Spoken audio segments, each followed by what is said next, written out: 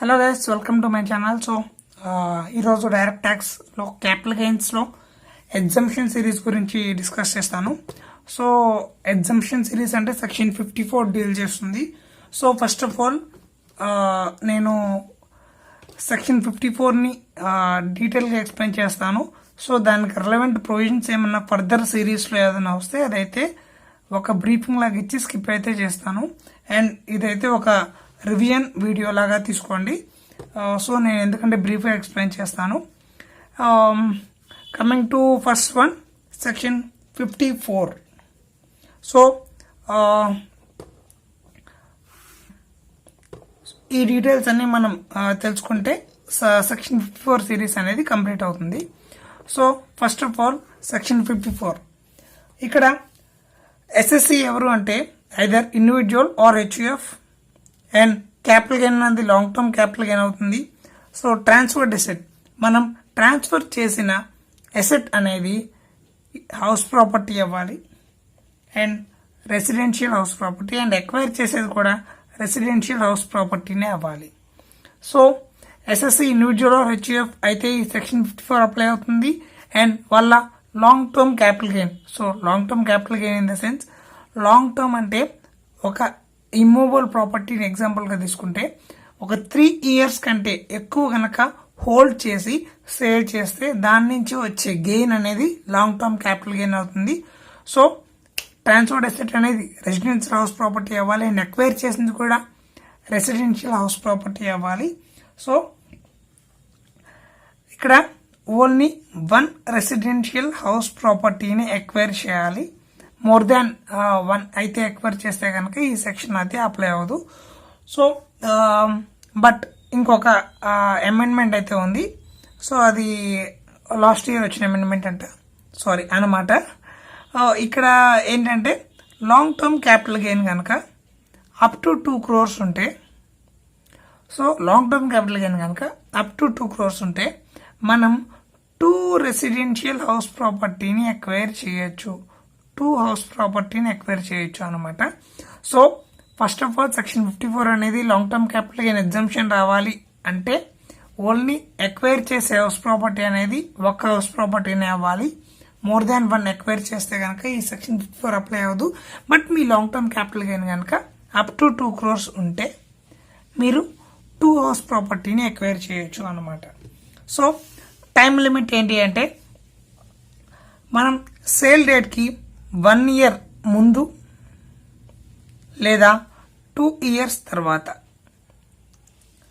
Purchase అనేది చేయొచ్చు. అదే కన్స్ట్రక్షన్ అయితే సేల్ డేట్కి తర్వాత 3 years వరకు కన్స్ట్రక్షన్ అయితే కంప్లీట్ చేయాలి అనమాట. సో మనం ఈ డేట్ కంటే ముందు 2 years ముందు కన్స్ట్రక్షన్ స్టార్ట్ చేయొచ్చు, లేదా 5 years ముందు కన్స్ట్రక్షన్ స్టార్ట్ చేయొచ్చు. బట్ సేల్ డేట్ నుండి వితిన్ 3 yearsలో కనుక కంప్లీట్ చేయగలిగితే సెక్షన్ 54 కింద మనం ఎగ్జంప్షన్ అనేది లాంగ్ టర్మ్ క్యాపిటల్ గెయిన్ నుంచి అవైల్ చేసుకోగలం అనమాట. సో ఎగ్జంప్షన్ అమౌంట్ ఏంటి అంటే మీకు లాంగ్ టర్మ్ క్యాపిటల్ గెయిన్ ఎంత వచ్చినా అంత exempted up to the cost of new asset. So సింపుల్గా చెప్పాలంటే cost of new asset or long term capital gain whichever is lower. So ఇక్కడ deposit scheme, capital gain deposit scheme ఉంటుంది. So capital gain deposit స్కీమ్లో కనుక deposit చేసినా కానీ ఆ amount కూడా ఎగ్జంప్షన్ కింద తీసుకోవచ్చు. ఐ మీన్ మనం న్యూ ఎసెట్లో ఇన్వెస్ట్ చేయకపోయినా క్యాపిటల్ గెయిన్ డిపాజిట్ స్కీమ్ అనే ఒక స్కీమ్ ఉంటుంది. అందులో సపరేట్గా మనం అమౌంట్ ఇన్వెస్ట్ చేసినా కానీ మనం ఎగ్జంప్షన్ అనేది అవైల్ చేసుకోవచ్చు. సో లాక్ ఇన్ పీరియడ్ అయితే 3 years ఉంటుంది. సో మనం న్యూ ఎసెట్ని ఎక్వైర్ చేసిన దాన్ని 3 years వరకు మనమైతే సేల్ కానీ డిస్పోజ్ కానీ చేయడానికి పాసిబుల్ అవ్వదు. సో అది 54 అనమాట. And next 54B. సో ఈ 54B అంటే ఏంటంటే, సో ఇది సేమ్ ఇండివిజువల్కి అండ్ హెచ్యుఎఫ్కి అప్లై అవుతుంది. ఇక్కడ ఎసెట్ ట్రాన్స్ఫర్ అనేది మనం అగ్రికల్చర్ ల్యాండ్ అవ్వాలి. So capital gain long term capital gain or short term capital gain రెండు అవ్వచ్చు ఇక్కడ. సో ఎక్వైర్ చేసిన the agriculture land and sale చేసిన అగ్రికల్చర్ ల్యాండ్ అండ్ ఎక్వైర్ చేసింది అగ్రికల్చర్ ల్యాండ్ అనమాట. సో ఇక్కడ అర్బన్ ల్యాండ్ని ట్రాన్స్ఫర్ చేస్తారు అండ్ అక్వైర్ చేసేది కూడా సేమ్. 1 minute. సో ఇక్కడ 54 and 54B అండ్ 54D రెండు క్యూములేటివ్గా చెప్పచ్చు. సో 54Dకి అయితే ఎనీ పర్సన్ అప్లై అవుతుంది. సో ఇది ఎనీ పర్సన్ అప్లై అవుతుంది, ఇది మాత్రం ఓన్లీ ఇండివిజువల్ అండ్ హెచ్యుఎఫ్కి అప్లై అవుతుంది అనమాట. సో ఇక్కడ ఏంటంటే అర్బన్ అగ్రికల్చర్ ల్యాండ్ని సేల్ చేసి ఎన్ని అగ్రికల్చర్ ల్యాండ్ అక్వైర్ చేయొచ్చు. అండ్ ఇక్కడ ఇండస్ట్రియల్ ల్యాండ్ని కంపల్సరీ ఎక్వైరింగ్ అనమాట. సో ఇక్కడ compulsory acquisition of industrial land and building. So new asset అనేది ఇండస్ట్రియల్ ల్యాండ్ అండ్ బిల్డింగే అవుతుంది. సో టైం లిమిట్ అనేది 2 years, డేట్ ఆఫ్ ట్రాన్స్ఫర్ నుండి 2 yearsలోగా మనం ఆ అసెట్ అనేది ఎక్వైర్ చేయాలి. అండ్ 54Dలో వచ్చేసరికి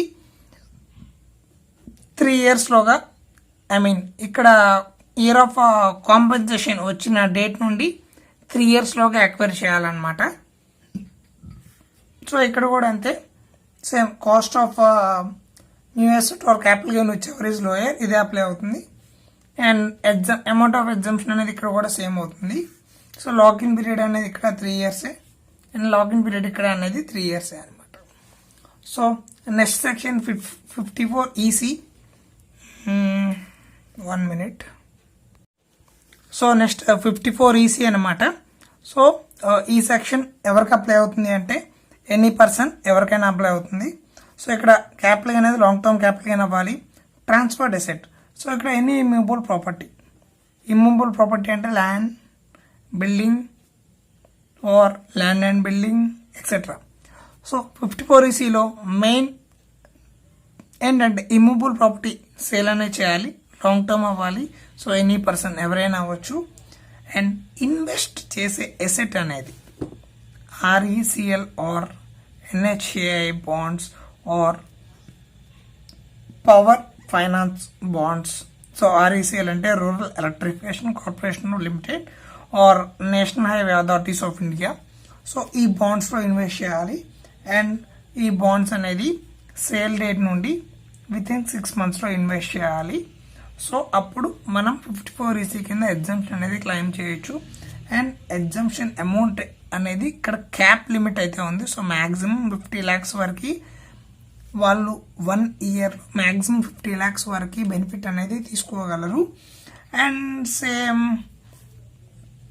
ఎగ్జంప్షన్ అనేది capital gain or amount of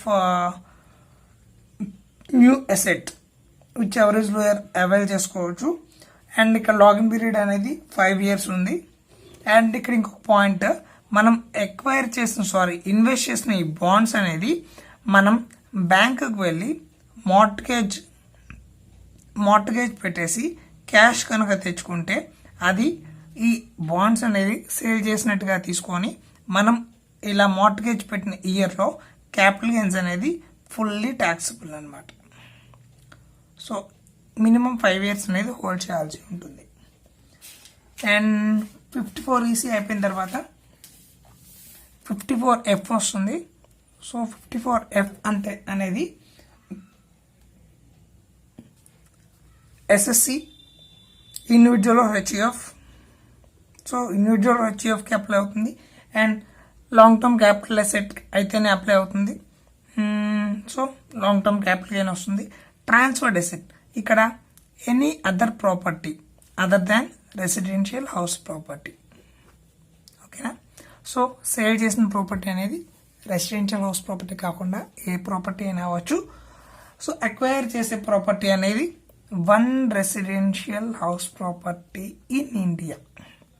so ఇండియాలో ఏదో ఒక హౌస్ ప్రాపర్టీని అక్వైర్ చేయొచ్చు. సో అప్పుడు 54F కింద ఎగ్జంప్షన్ అనేది వస్తుంది. అండ్ ఇక్కడ ఎగ్జంప్షన్ అనేది డిఫరెంట్గా ఉంటుంది.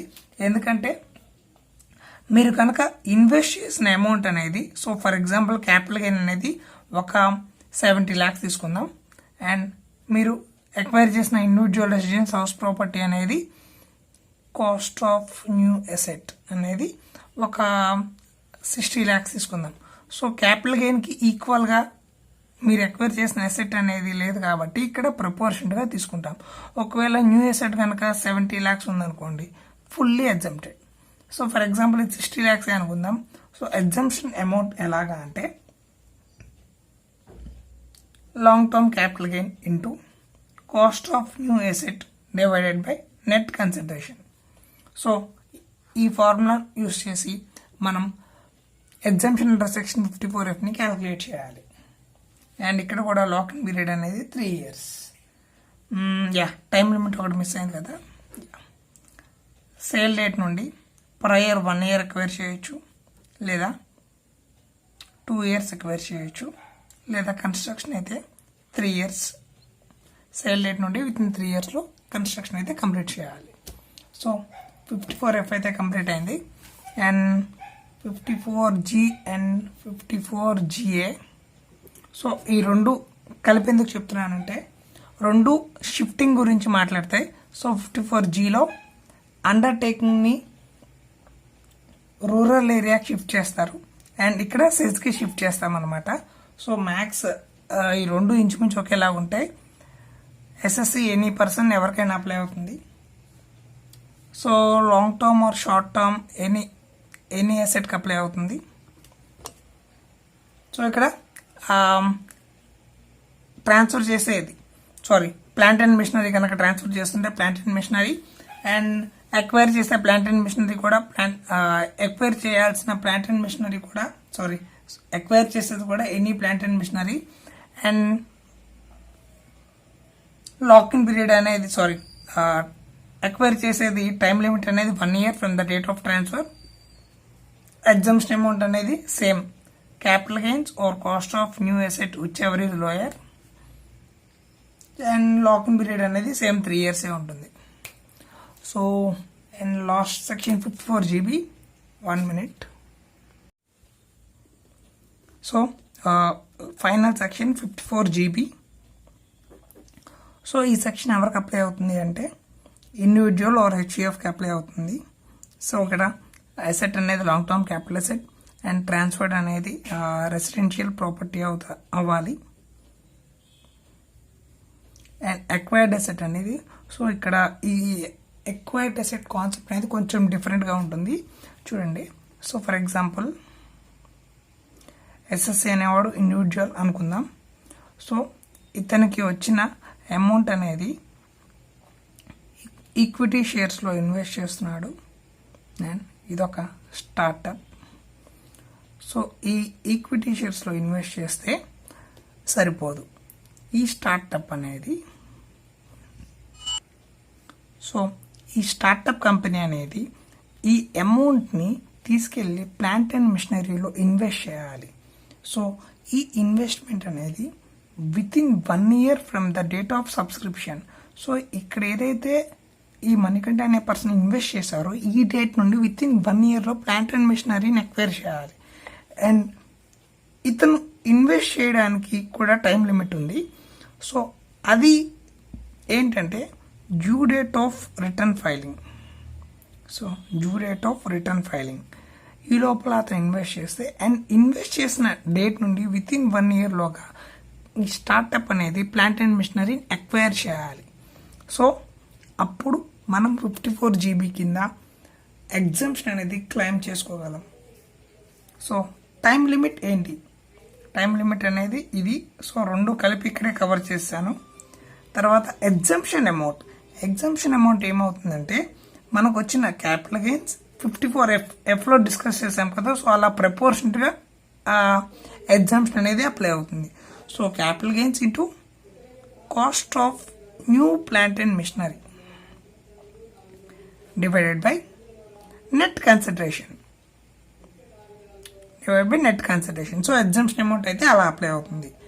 అండ్ లాకింగ్ పీరియడ్ అనేది సేమ్ 5 years ఉంటుంది ఇక్కడ కూడా. అండ్ ఇక్కడ ఒక సపరేట్ ఎగ్జంప్షన్ అయితే ఉంది.